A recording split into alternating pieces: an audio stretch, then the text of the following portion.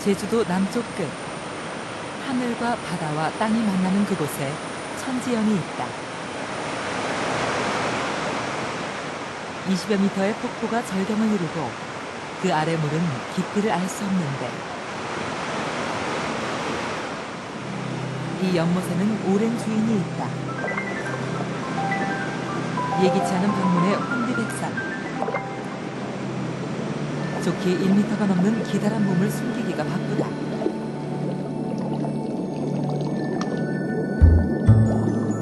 이것은 다름 아닌 자연산 민물장어. 민물장어는 펄이나 바위 틈에 사는 탓에 지금껏 자연 생태를 관찰하기가 힘들었다. 그러나 이제 지구상에 남아있는 자연산 장어는 단 10%. 우리의 겨울과 하천에서도 그 자취가 사라진 지 오래다. 그런데 이 장어들은 어떻게 바닷가 폭포 아래 모여 살고 있는 것일까? 민물장어는 비밀이 많은 물고기다. 강에서 일생을 보내는 민물고기로 알려져 있지만 장어는 때가 되면 깊은 바다로 돌아가 산란을 하고 생을 마친다. 그때 장어가 가야 하는 길은 무려 3,000km. 어디로 가는지 그리고 어린 치어들이 어떻게 다시 강으로 돌아오는지는 여전히 미스테리로 남아있다. 이것은 멸종위기의 자연산 장어에 관한 최초의 생태보고다. 봄이 오는 곡강천 하구. 골짜기로부터 개울이 되고 냇물이 되고 강이 되어 흘러온 물이 마침내 바다를 만난다. 하지만 흘러내린 길에 온갖 걸 품어온 강은 그저 바다가 되는 것이 아니다. 강물과 바닷물이 살을 섞는 자리.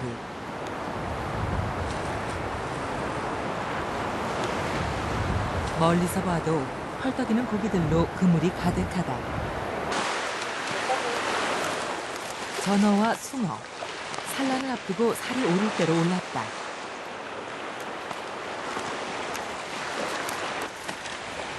이때는 맛도 좋아서 봄철 참숭어 맛은 여인의 입술보다 달다는 말도 있다. 몇 마리 잡으셨어요? 33마리하고 21마리요. 34마리. 예.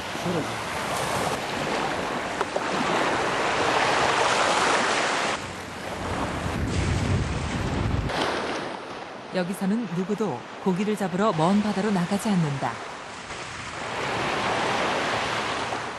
어부들은 미끼도 없이 금을 던지고 고기를 기다린다. 바다에 고기의 씨가 말랐다고들 하지만 아직 이곳 하구에서 긴 그물을 들고 집에 가는 어부는 드물다. 이 풍요는 강과 바다가 만나는 기수역이 가져다 주는 혜택이다.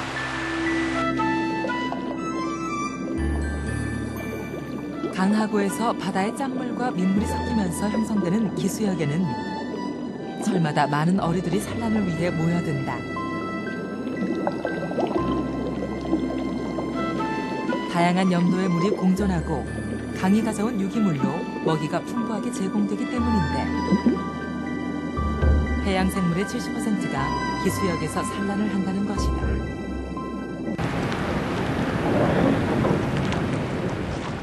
기수역에서 가장 많은 혜택을 누려온 것은 인간이다.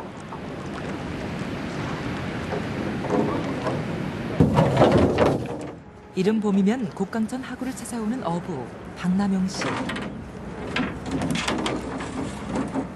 15살부터 고기를 잡아왔다는 박 씨는 어구도 직접 만들어 쓴다. 이 독특한 어구의 표적은 자연산 장어. 배 돈다. 배 돌리지 마. 배 돌리지 마라. 먼저 대를 휘저어 하구 바닥을 살폈다. 이제 살 올라서. 두텁게 쌓인 펄을 찾자 본격적인 장어잡이가 시작됐다.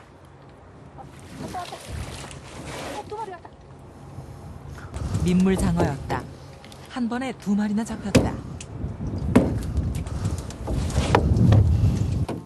60평생 장어만을 잡았다. 한 번 낚기 시작하자 자연산 장어를 줄줄이 걷어올린다.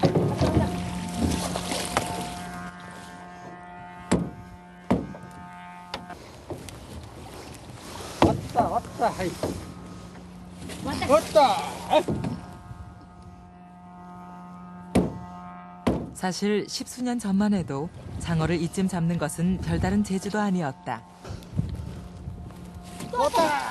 장어는 겨울 동안 기수역에 모여들어 펄 속에서 동면을 하는데 이른봄 펄이 녹기 시작할 때 그 둥우리를 찾으면 누구나 수십 마리도 낚을 수 있었다. 왔다. 이날 박남용 씨가 잡아올린 자연산 장어는 50여 마리. 니안 보고 있어. 토종장어는 예. 딱 포근한다 했는데. 그지요? 양식하고 모든 거하고 다 틀린다. 카이. 이제 그의 실력도 예전만 못하다. 이거는 많이 잡은 게 아니라 내가 좀 낮게 잡았다면 한 150발은 200발이 잡아야 좀 낮게 잡았다지. 그 장어들은 다 어디로 사라진 것일까? 장어의 빛깔은 사는 곳의 땅색, 물색을 띠는데 짙은 녹색이 꼭 청자색을 닮았다. 이것이 토종 자연산 장어. 그러나 요즘 우리 식탁에 오르는 것은 대부분이 양식 장어다. 자연산과는 빛깔부터 달라서 짙은 검은색을 띠고 있다. 또한 양식 장어는 입모양이 뾰족한 세모꼴인데 반해 자연산 장어는 뭉툭한 네모꼴로 부드러운 선을 가졌다. 자연산 장어의 특징은 무엇보다 크기와 힘이다. 홍천강에서 잡은 자연산 장어.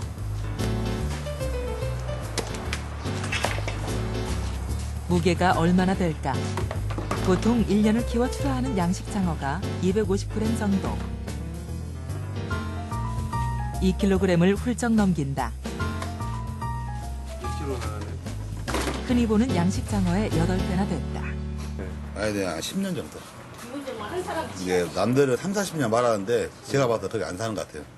살아 환경 다 틀리지 한 10년 정도나 그 정도나 된 것 같아요. 더욱이 어른 팔뚝만한 굵기에 1m가 넘는 길이. 개울이나 강에서 서식하는 어리 중 장어만큼 크고 힘이 센 것도 없을 것이다. 자연산 장어가 이쯤 되면 부르는 게 각. 예로부터 장어는 우리나라뿐 아니라 일본, 중국 등 세계 각국에서 보양식으로 각광을 받아왔다.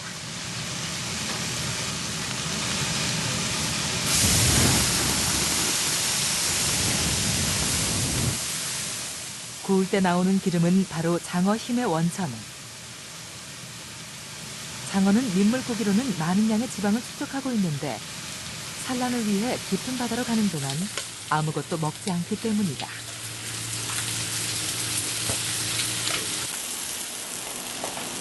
실제로 장어의 지방은 불포화 지방산. 스태미너를 보충하고 성인병을 예방하는 것으로 알려져 있다. 고기가 이 굽기가 바구나. 딱 사람 숨 넘어가고만. 고기 맛있으니까 막 한장을 한다 막. 자연산 장어는 양식보다 더 기름져서 감칠맛이 있고 식감이 차지다. 잘 먹는데. 잘 먹지. 열짠데. 양 앞으로 이렇겠습니까? 고사장. 해볼까요? 애기 먹어서. 너무 그래 먹으면 안 되지. 자연산에 좀 가시해가지고. 고기가 몇 점 돌자 농담도 진해진다. 큰일 납니다. 사모님 괴롭히지 말고 조금 잘 그리워.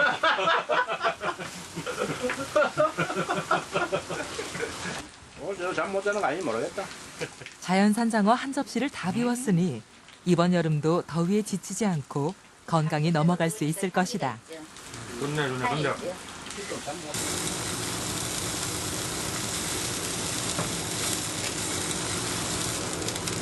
언제까지 이 맛을 즐길 수 있을까? 이제 남아있는 자연산 장어는 단 10%.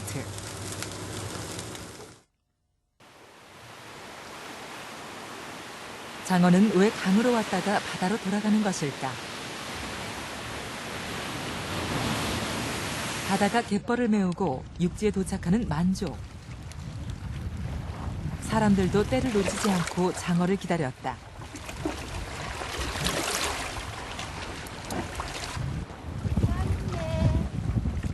가늘고 투명한 이것은 실뱀장어. 바다에서 보아한 치어들이 돌아온 것인데 양식장어는 바로 이 실뱀장어를 키운 것이다. 올해 가격이 급등해서 한 마리에 1,700원을 호가한다. 잡았다. 담매로 가면 하루 종일 아침 일찍부터 가갖고 35,000원인데 우리 이거 잡으면은 앵간만 하면 하루 푼짝 벌어요. 어머, 안 내. 아이고, 좋으세요? 잡으니까. 재밌지. 어실어실하니. 사실 장어는 아직 인공수정에 의한 양식이 되지 않고 있다.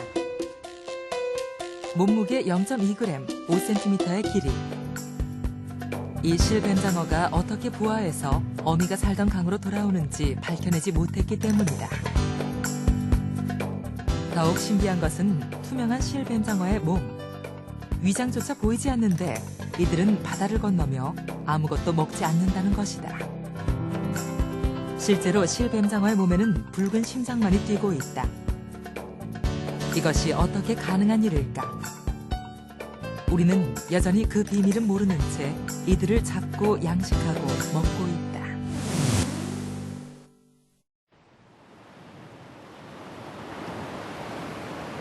장어의 조상이 지구상의 모습을 드러낸 것은 3억 5천만 년 전이다. 그들은 멀고 먼 열대의 심해에서 살았다. 민물장어는 그 고향을 떠나 수천 킬로미터가 떨어진 강으로 이동해왔던 것이다. 먼 바다가 제일 먼저 도착하는 제주도 남단의 작은 소, 쇠속각.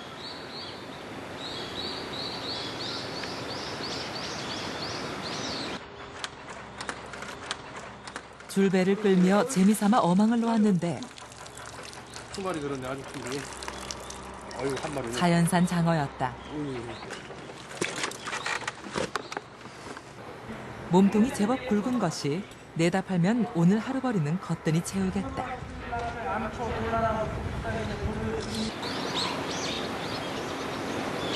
이곳은 강과 바다가 자유로이 넘나드는 기수역. 물 아래로 들어가자 또 한 마리의 자연산 장어가 발견됐다.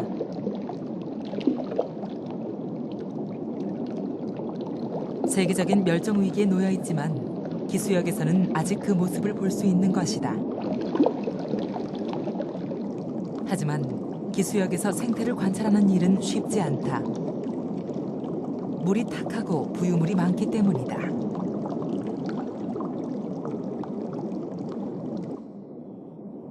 더욱이 기이하게도 수중 곳곳에서 아지랑이가 피어오르고 있었다.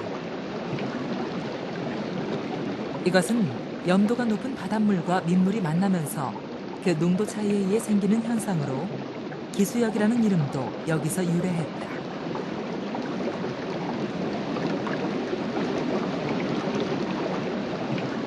그런데 이 아지랑이가 많은 어류와 수중 생물들을 불러 모으고 있었다.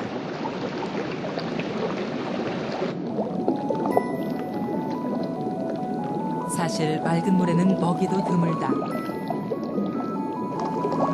다양한 염도로 뒤섞인 이곳에 많은 먹이가 있고 더 풍부한 생태계가 존재한다. 그래서 대부분의 해양 생물들은 이 기수역을 찾아 일생을 오고 간다.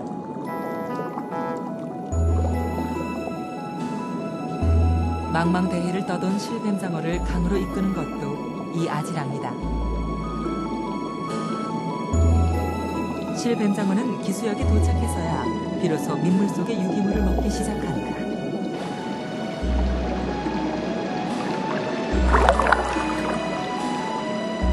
그러나 이미 아지랑이를 차지하고 있는 이들이 있었다. 망독. 민물을 찾아오는 작은 치어들을 기다리고 있는 것이다.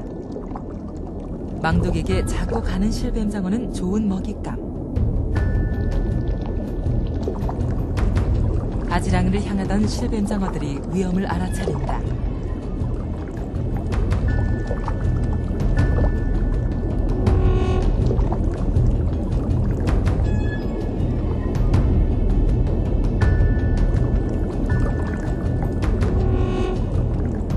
실뱀장어들은 숨는 것밖에 달리 방법이 없다.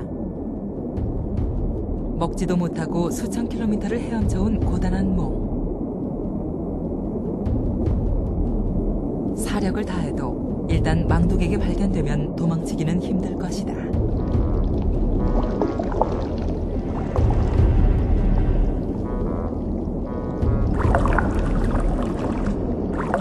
하지만 좀처럼 물러설 기세가 아닌 망독들. 부유물이 많아지고 실뱀장어 한 마리가 그만 길을 잘못 들어섰다.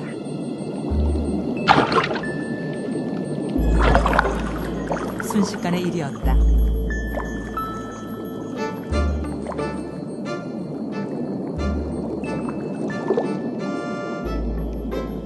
그야말로 망독에게 실뱀장어는 한입거리.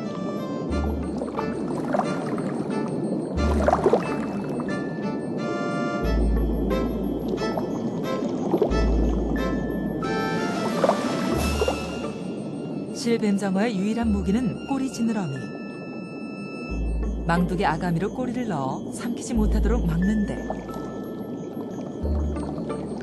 망독은 입안에 실뱀장어를 더욱 세게 물어댄다.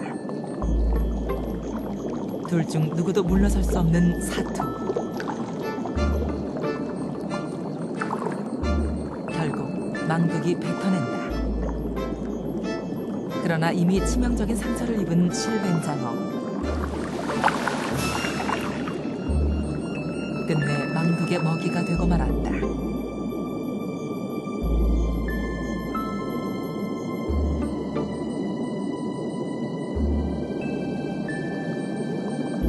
살아남은 실뱀장어들은 다시 강을 오른다. 천적을 피해 떠나는 것이다.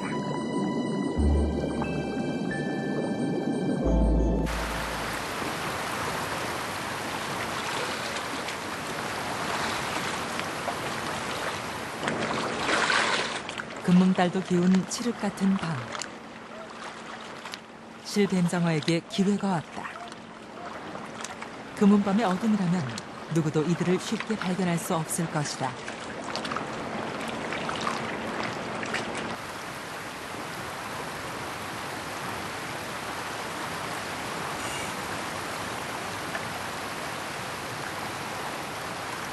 어느덧 줄배 나루터까지 도달한 실뱀장어들. 이곳만 지나면 쇠속각 상류도 멀지 않다. 그런데 이건 또 무슨 일인가?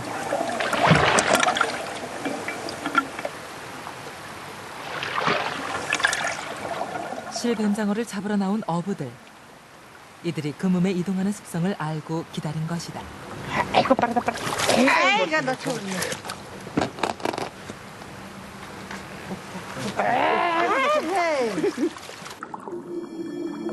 마지막 천적까지 피해온 생존자들.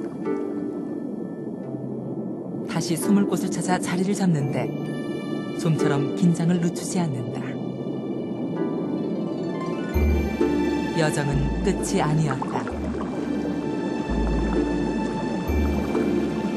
실뱀장어는 물이 인면한 강의 꼭대기까지 오른다.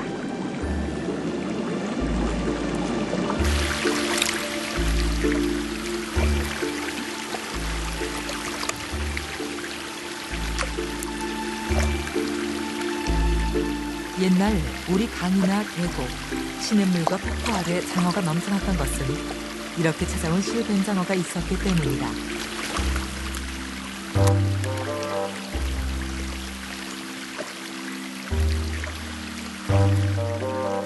드디어 실뱀장어 몇 마리가 안식처를 찾았다. 실뱀장어가 어미 장어로 성장하는 데 걸리는 시간은 4~5년.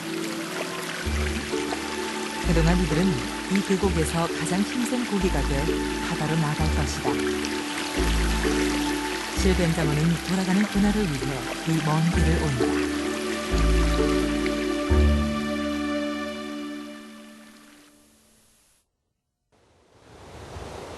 어쩌면 끊임없는 순환이야말로 생명을 지켜온 힘이 아닐까.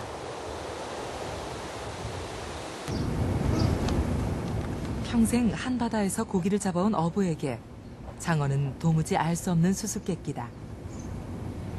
근데 새끼를 낳는지 알을 낳는지는 그 나이 몰라 아무도.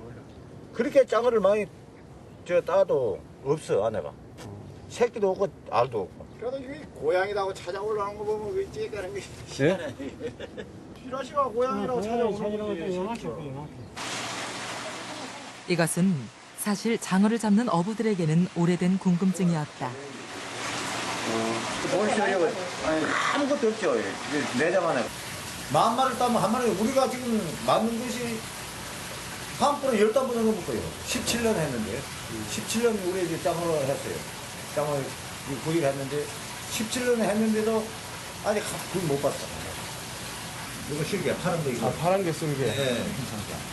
쓸개, 서파, 여기 창자. 네. 땅고기는 새끼 알을 여러 개 막 많이 가지고 있는데 아예 없잖아요. 그런데 번식은 어떻게 하는 걸까? 장어는 암컷 수컷이 아예 없다는 이도 있다. 그동안 여기서 뭐 새끼 까는지 알 까는지 모르는 거죠. 아니 또 제가 봐서는 암수 구별도 못하겠는데요, 뭐 암수 구별이. 암놈, 순놈도 없어요. 암놈이 암놈이고 순놈인지 아니면 자웅 동체인지 그것도 모르는데. 장어의 미스테리를 풀기 위해 찾아간 곳은 천지연 폭포. 이곳은 천연기념물 258호인 무태장어의 서식지로 그동안 출입을 통제해왔다.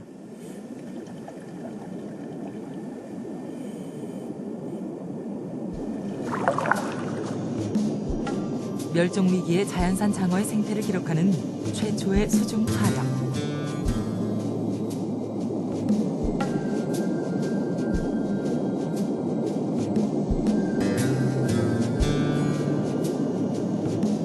장어들이 숨바꼭질이나 하는 듯 여기저기 모습을 감추고 있었다. 다 성장을 해도 숨기 좋아하고 조심성 많기가 실뱀장어들과 똑같다. 장어는 낮 동안 수초나 돌 틈, 털 속에 숨어 지내기 때문에 그동안 자연 생태를 관찰하기 어려웠다. 이번엔 장어의 먹이 활동도 살펴볼 수 있었다. 밤이 되자 몸을 감추고 서서히 고개를 내미는 장어들. 먹이를 기다리고 있는 것으로 수중 벌레들이나 새우 등을 주로 먹는다.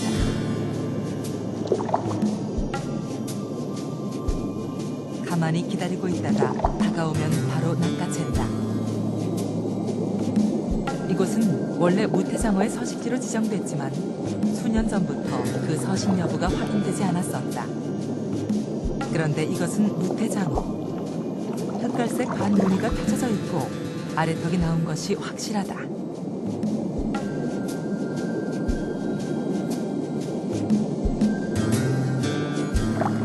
크기로만 보면 민물에서 이만큼 큰 고기가 있을까? 하지만 겁이 얼마나 많은지 다가가기만 하면 쏜살같이 주랭납니다. 사람만 무서워하는 게 아니다. 제 몸의 5분의 1도 안 될 작은 물고기.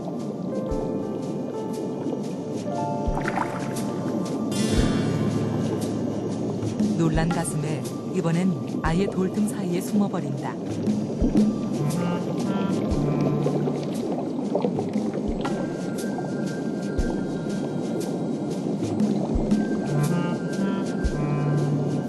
그래서 예로부터 장어는 잡기 쉬운 물고기이기도 했다.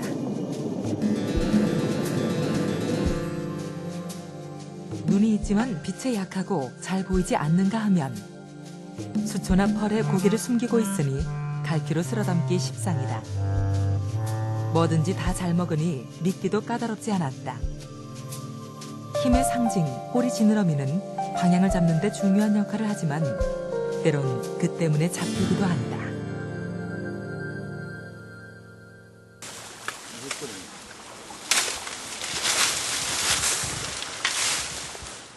어부 오토 타카토시 씨의 사활은 댄잎을 베는 것으로 시작한다. 장어를 잡기 위한 어구를 만들려는 것이다.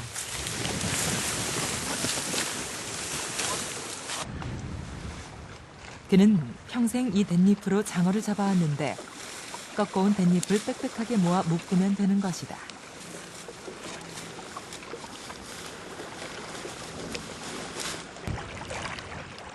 이 강에서도 자연산 장어는 귀한 물고기. 뱃잎 묶음은 그대로 강에 던졌다. 미끼도 그물도 없다. 이대로 물에 담가두면 자연산 장어가 저절로 잡힌다는 것이다. 한 번 쓴 뱃잎 묶음은 또 쓸 수도 있다. 푸른 잎 몇 가지만 보충을 하면 되는데 이것은 오래된 전통 어법. 어부는 그저 무심히 기다리기만 하면 된다.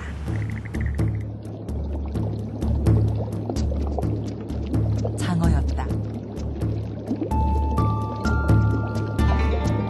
어떻게든 뱃잎 묶음에 들어가려고 꼬리를 치며 안간힘까지 쓴다. 어떤 것이 뱃잎이고 어떤 것이 장어꼬리인지 모를 지경.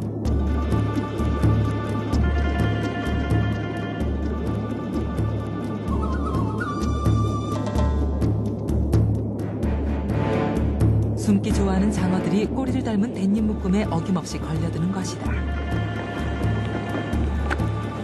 몇 마리나 잡혔을까?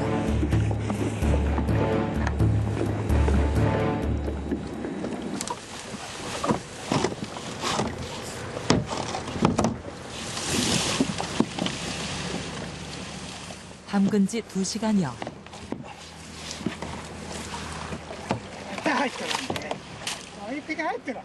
장어도 몇 마리 보이고 덤으로 개도 들었다. 올해 첫 수확치고는 썩 괜찮다.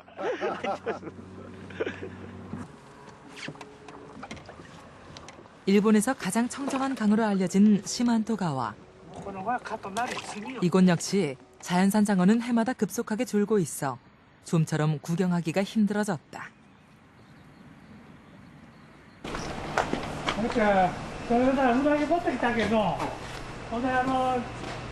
자연산 장어는 잡으면 단골 식당으로 가져간다.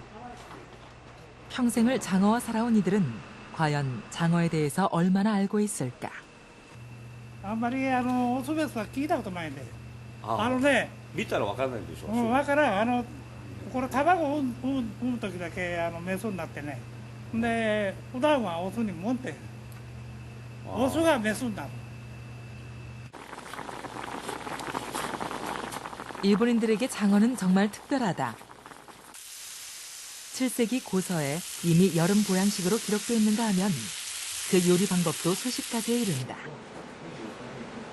타다키는 그 중에도 가장 대표적인 요리. 장어를 꼬지에 꽂아 불에 굽되 안까지 익지 않도록 수시로 돌려준다.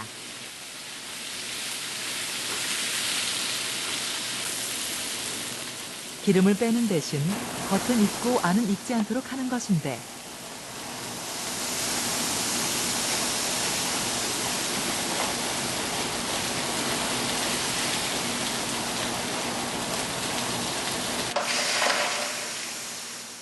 껍질이 익고 나면 얼음물에 담근다. 이때 기름이 쭉 빠지면서 살이 수축하게 된다. 겉만 바삭하게 익고 안은 쫀득한 타다키는 담백한 맛이 일품.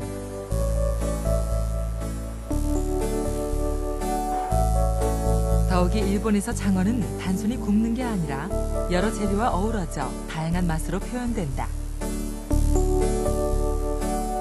구운 장어를 계란으로 말아 그 부드러움과 고소함이 말할 나위 없고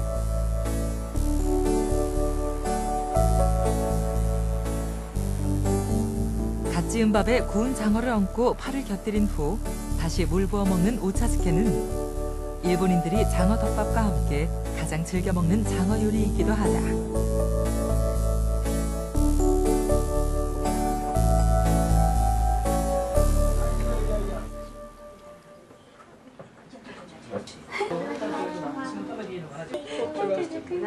일본인들은 세계에서 가장 많은 장어를 먹는다. 남녀노소 누구나 장어를 좋아하지 않는 사람이 없고 초여름이면 아예 장어 가게 앞에 길게 줄을 선 사람들도 흔히 볼 수 있다.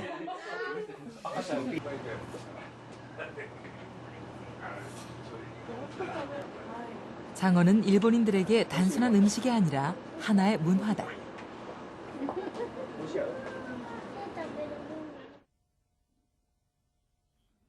실제로 유명한 장어집 중에는 에도 시대 때부터 100~200년 전통을 이어온 곳이 적지 않다. 장어를 굽는 일 또한 수십 년의 경력이 있지 않으면 맡겨지지 않는다.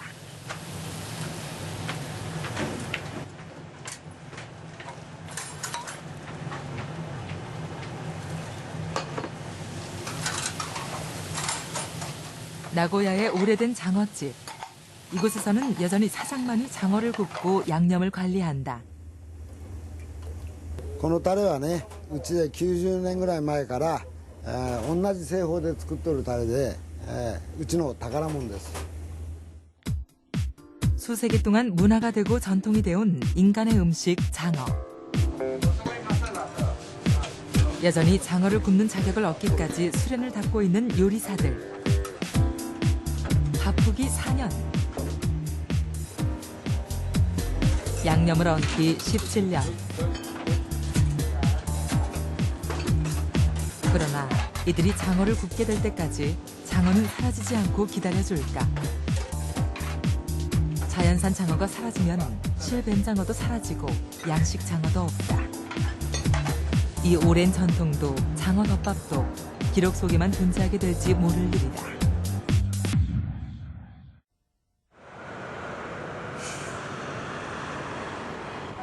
장어는 사라지고 있다. 낙동강 하구, 이곳에 둑이 들어선 지 20년. 한때는 어선들로 소란스러웠던 선창가에는 단 한 사람의 어부만이 남았다. 옛날에 준하게 가지고 장어 잡는 사람들이 이 강에 여러 수백 사람 됐습니다. 선창가에 장어 구이집이 한 30집이 있었어요.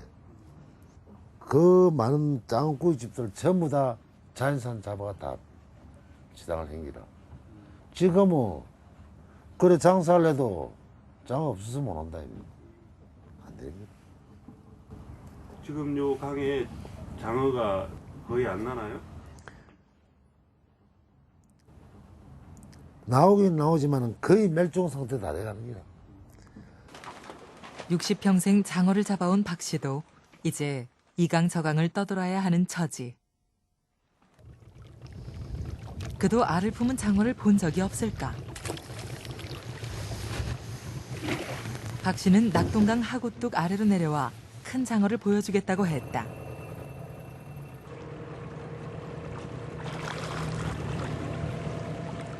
뚝이 세워진 후 강과 바다가 만나지 못하면서 고기들이 떠났다.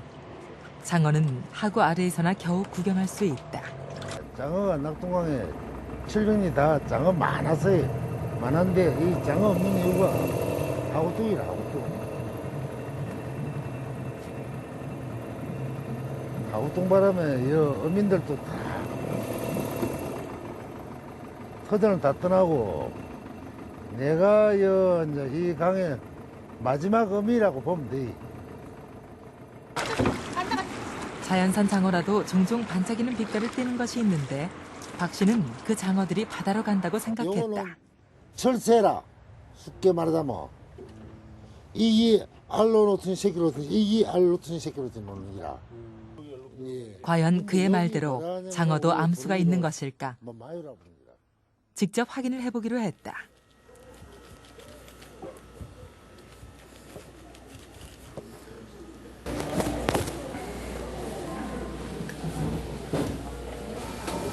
생식 난소예요. 아, 그 기름이 아니고? 예, 난소예요. 여기. 상당히 지금 많이 발달했어요. 한 이 정도 같으면은 아저씨한테 잡혀서 그러는데 아마 이제 이 정도 같으면은 바다로 내려가가지고 산란에 가입할 수 있는 정도의 굉장한 이것이 암컷 자연산 장어의 난소. 수컷에게는 정소가 있어 장어도 산란을 통해 번식을 하는 것이다. 그런데 왜 강의 어부들은 볼 수 없었던 것일까? 장어가 민물에 사는 기간은 5, 6년. 산란기가 되면 색깔은 은백색으로 변화한다. 바다로 갈 때를 알게 되는 것이다. 강을 떠나며 알을 품는 장어. 비로소 6년간의 외출을 마치고 자신이 기원한 곳을 향한 여행을 시작하는 것이다.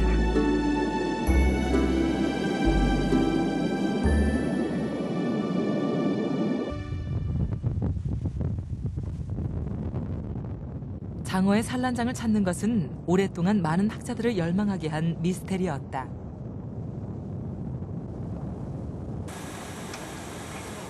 동북아 뱀장어의 산란장이 현재 필리핀 동쪽 해역이라는 것으로 추정되고 있다.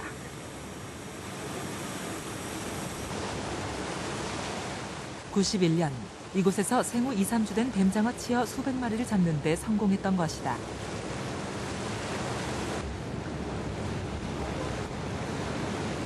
한일 양국의 학자들이 20여 년간 이 태평양 일대를 샅샅이 뒤진 끝에 얻은 결과였다.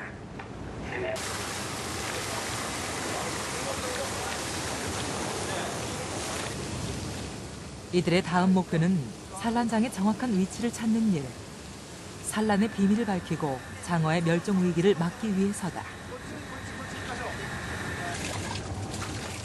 조사선에서는 산란장으로 추정되는 위치의 바닷물을 채취해서 연구하는데 수정란이나 뱀장어의 유생이 있는지를 직접 조사하는 것이다.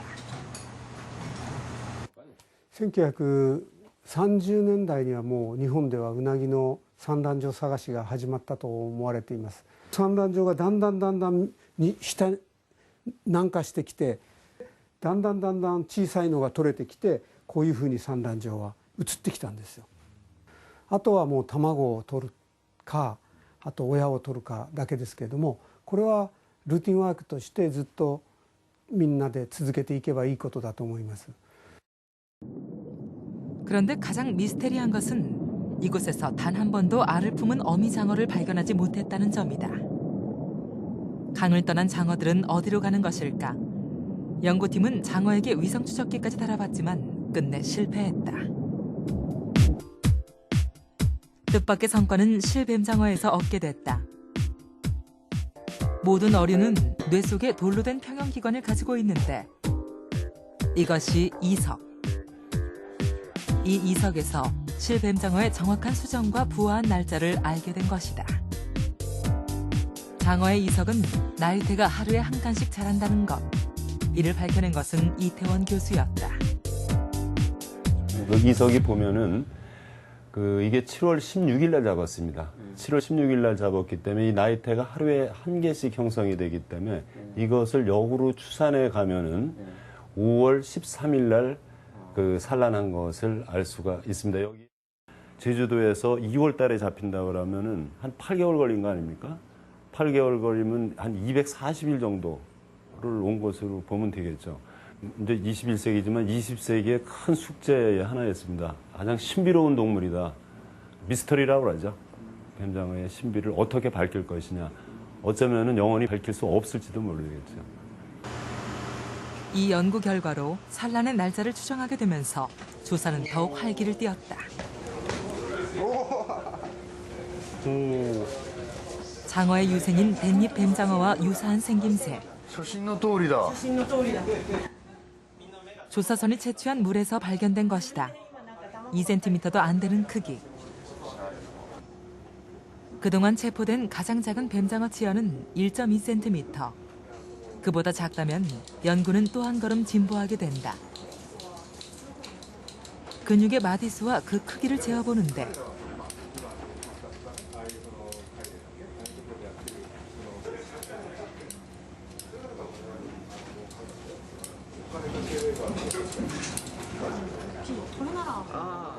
아쉽게도 1.5cm.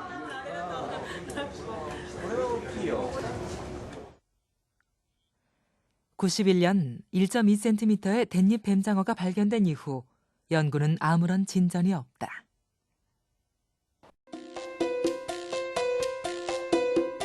한국과 일본, 중국의 강을 벗어난 어미장어들이 찾아가는 곳은 동북아로부터 무려 3,000km 떨어진 필리핀 동쪽 해역. 8개월에 걸쳐 이곳에 도착한 어미장어들은 금은밤 지구상 가장 깊은 해산에서 산란을 한다.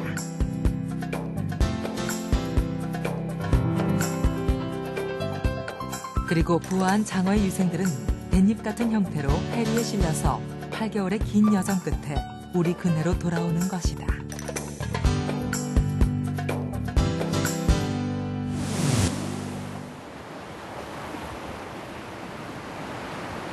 (3,000km를) 여행한 실뱀장어가 가장 먼저 도착하는 기착지다.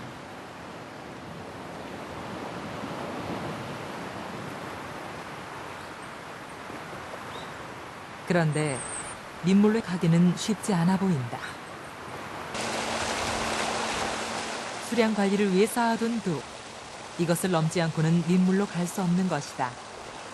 우리나라의 크고 작은 하천 대부분이 이런 하구둑으로 막혀 있다. 산란을 하기 위해 기수역을 찾아온 은어떼. 하구둑 아래는 민물로 향하는 물고기들로 사시사철 붐빈다. 하구에 도착한 실뱀장어들 역시 어찌할 바를 모르고 몸을 숨기고 있었다. 하구둑에는 어로가 설치되어 있지만 실뱀장어에게는 엄두도 못 낼 높이.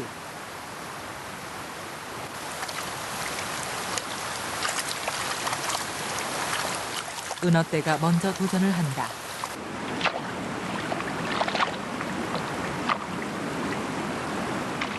기수역으로 가야만 산란을 할 수 있는 이들에게 목숨을 걸고 해야 하는 점프.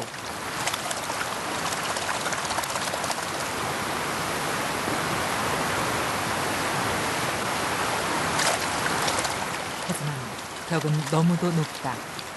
우리나라 하구둑 대부분이 연어를 기준으로 설계되어 있기 때문이다.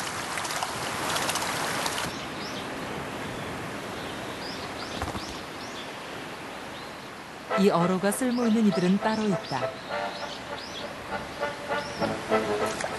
배고픈 새들에게는 더할 나위 없는 명당.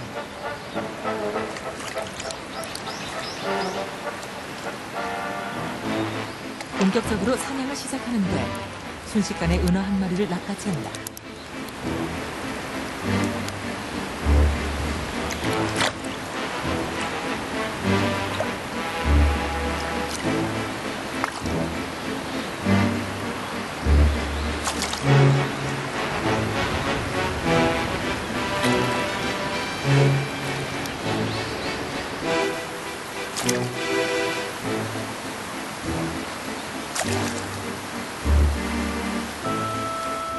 산란을 위해 강으로 오르려던 은어떼가 홍로의 점심거리가 되고 말았다.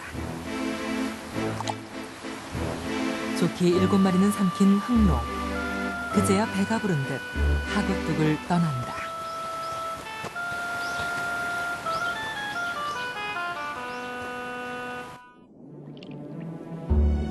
밤이 되자 비로소 실뱀장어들도 물 위로 떠올랐다.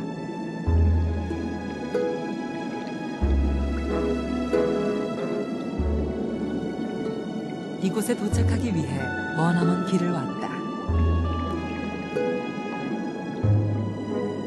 하지만 민물로 들어가지 못한다면 천적들의 공격에 살아남기 어려울 것이다. 둑에 겨우 도착한 실뱀장어들.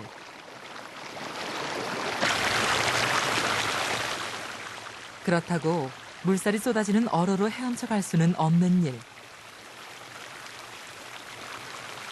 실뱀장어들은 벽을 타고 기어올라 본다.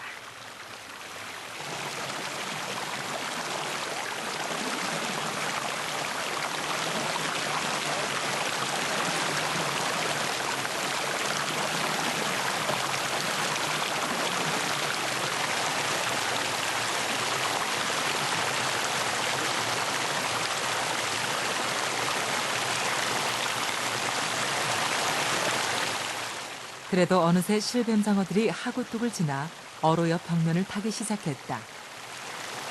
건너야 하는 어로가 2m인데 0.2g 무게에 5cm 길이, 바늘 같은 실뱀장어들.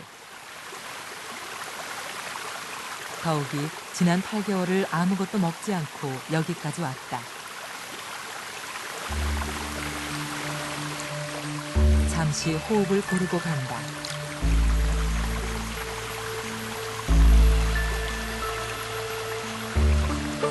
어미가 살던 강과 연못으로 가기 위해서는 어쨌든 넘어야 할 고비.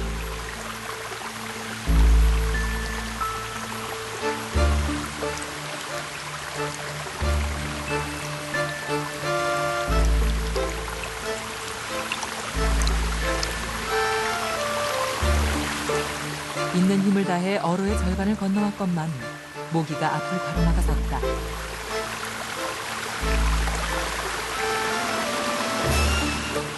아래는 물, 위로 올라갈 힘도 없다. 이대로 버틴 채 모기가 비켜주기만을 기다리는데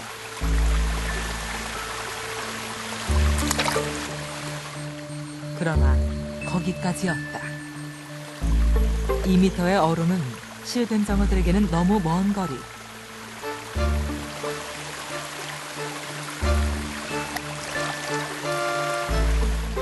끝내 한 마리도 어로를 넘지 못했다. 그러나 이들이 강으로 가지 못한다면 더 이상 자연산 장어도 없다. 달이 떠오른다.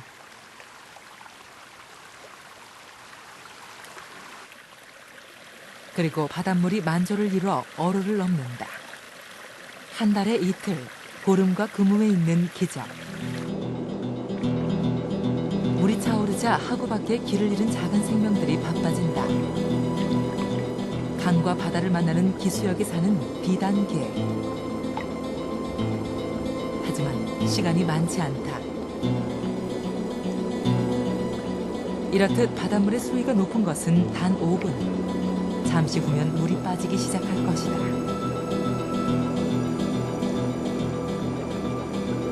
다행히 개는 하구뚝 안쪽 기수역에 보금자리를 찾았다.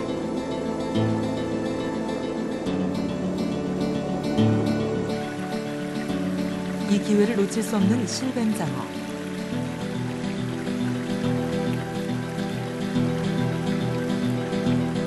등 떠미는 바닷물을 타고 잘도 간다.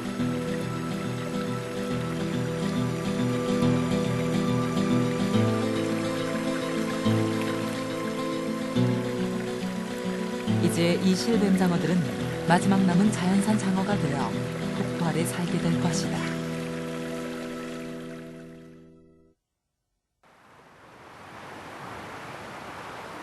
봄이 오는 기수역. 강과 바다가 만나는 그곳에도 산에 새싹이 돋듯 푸른 싹이 돋는다.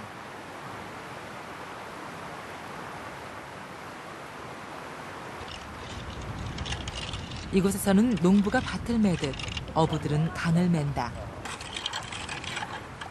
이것은 우리 강가에서는 사라져버린 자연산 파래. 씨를 뿌리지 않아도 된다. 그저 강과 바다가 만나 그 속살을 섞기만 하면 스스로 자라는 푸른 파래들. 우리는 이 쉬운 이치를 잊어왔을까?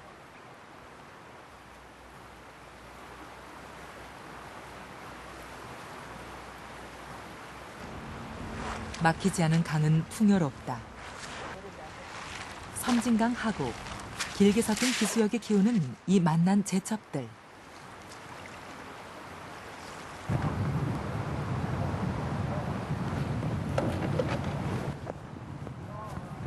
여름이 오는 울돌목에서는 오늘도 숭어가 뛴다. 참숭어, 보리숭어. 이 모두가 강과 바다가 만나고 소통하고 교류하는 기수역이 주는 선물이다.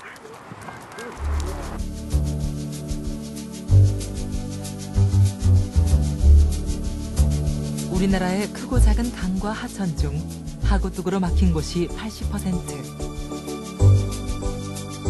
그 물길이 막힌 곳에서 우리는 많은 것을 잃었다. 지금이라도 다시 물길을 열고 강과 바다가 만나 더 많은 생명을 풍요롭게 하는 기수역을 되살려야 한다.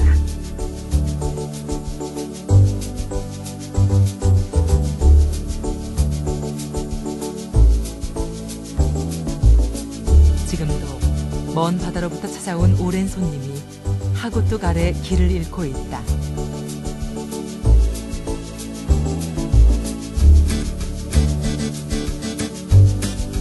이들이 강으로 돌아오지 못한다면 바다로 돌아갈 어미 장어도 없다.